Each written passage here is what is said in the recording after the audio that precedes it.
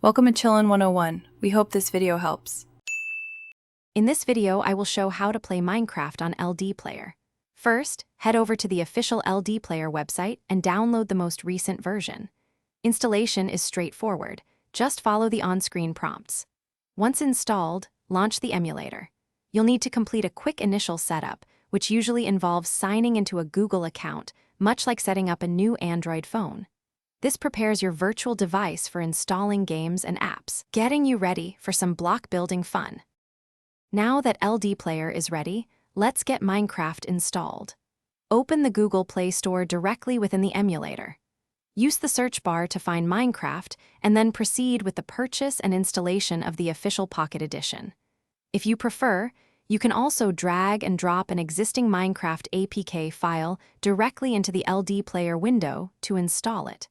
This offers flexibility, allowing you to choose your preferred installation method and get into the game quickly. With Minecraft installed, optimizing your controls is key for a great experience. Open the keyboard mapping tool, usually found on the right sidebar of LDPlayer.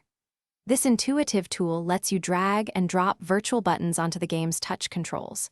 Assign your preferred keyboard keys for movement, jumping, and interacting, and configure mouse actions for camera control and breaking blocks. Remember to save your custom profile so you don't have to set it up every time you play.